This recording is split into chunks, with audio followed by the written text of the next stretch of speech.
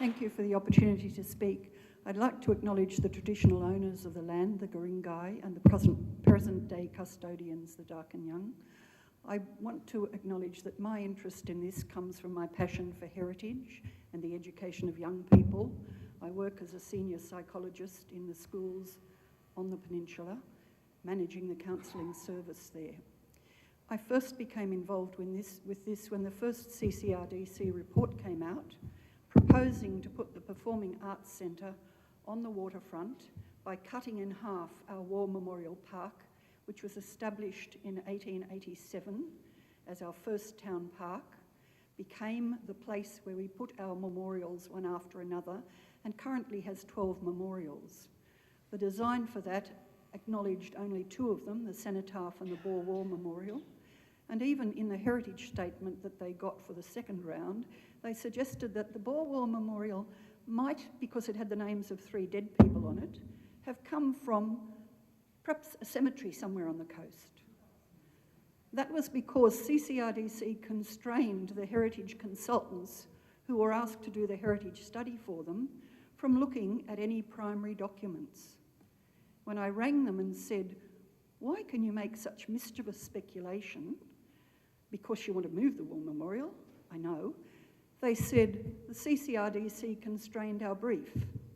And my anger with the whole process involving the CCRDC is the level of deception about what's happening. Why did they want to cut the War Memorial Park in half?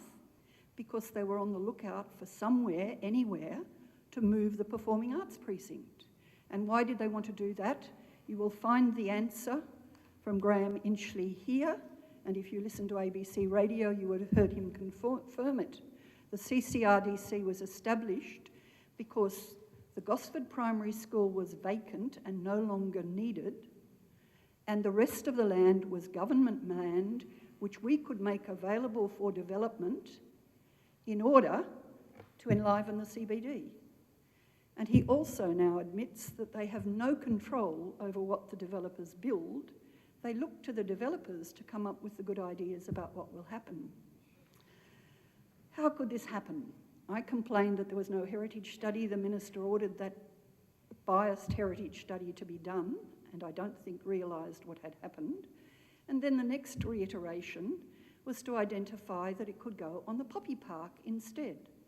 Now, when the Poppy Park was established by the Rotary clubs, council required that they build that memorial park, the sesquicentenary tribute to white settlement, but also that they build it in relation to the War Memorial Park to enhance the relationship between the War Memorial Park and the waterfront.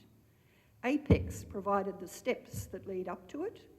Rotary clubs combined to build the bottom area. We read in the paper today that unless it goes there, the state government's going to take their money out. I've rung each of the ministers involved in that article this morning and said to them, do you realise not only will you be destroying a fully heritage protected Crown land item, you will also be destroying the War Memorial Park. I cannot get from the CCRDC an elevation looking across from Man Street to the Performing Arts Precinct. They tell me it doesn't exist, but I don't know any development competition which doesn't have elevations from each of the 4 points of the compass. They won't give it to me because, as you can infer if you look at the other elevations, the building of the Performing Arts Centre, which appears in the picture over there as having some sort of hazy white vision on top, that building rises up 1.5 stories above the War Memorial Park, and then on top of that is that white hazy building, which is a concert hall for 1,000 people. There's a provision for another rock concert hall, which opens out onto the War Memorial Park. And the reason they want to shift the Cenotaph to the roadway is so that they can make it the walkway into the park. In fact, the designs have a cyclist riding through it. You can imagine that the conservatorium students will also find it handy. They've only made provision for 2 memorials to be moved and said nothing of what will happen to the other of the 12 memorials on the site. They said that they'll have a plan of management so that in future war memorials can be put in the right place. But because they didn't consult primary documents in their heritage study, they don't know that the entire park is heritage listed, as is the park below. So I guess I'm coming at all of this from my concern about what we're not being told about development, a development which is designed specifically to sell off all of that land.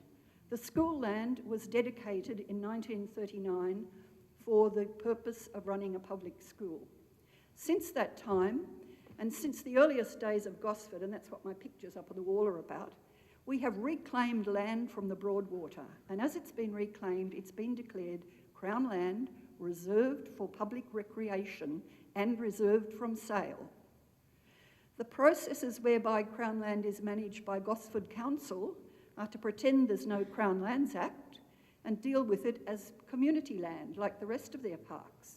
They don't have individual plans of management. They don't require the trustees to meet on the future of the land when anything happens to it. They just deal with it in council. It's totally against the Crown Lands Act. The reason that they are not able to distinguish is when I go in there and say, tell me, have you got a list of the Crown lands on the waterfront? They can't do it. I've been to the Heritage Committee. I've been to the nominee of the Director for Development, who's referred me to the compliance officers. And I'm engaged in a discussion with them, telling them where they could perhaps ring to find out which land is Crown land. It's a duty of council to be able to tell the public which land is reserved for public recreation as Crown land. The whole situation is in a mess. And with that in mind, not only Gosford, but a great number of other local communities across the state who are losing their public lands for one reason or another, went to David Shoebridge, to Mick Veitch, the leader and shadow minister for Crown lands in the Labor Party, and are in the process of going to the other numbers that we will need to get our proposal through, that namely the Shooters and Fishers Party and the Reverend Fred Nile, who has assisted previously in this matter in Newcastle.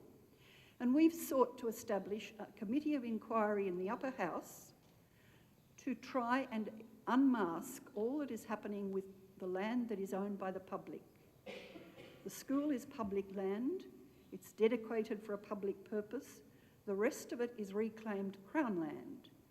That very fact is a reason why we need to hang on to, very tightly, the fact that we want our Performing Arts Centre to be built on the Crown land.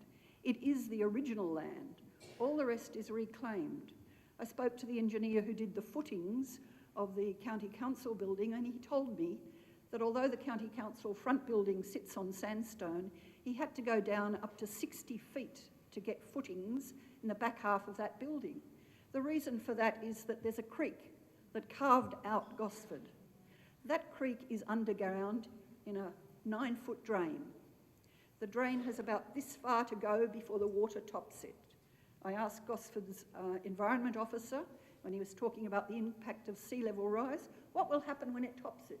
He said, same as used to happen, the town will flood. When McInerney was asked to do the first integrated plan, he spoke to the Aboriginal community, who told him that it was very bad karma to have the female energy of the area locked into a drain. And his plan unleashed that waterway, and you'll see it on his drawings. It flows through. You'll see it replicated in the Gosford City Master Plan, the first one that we got, which was an integrated plan. There was to be an unleashed waterway flowing through that area.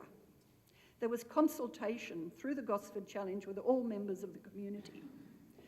Thorough and comprehensive consultation.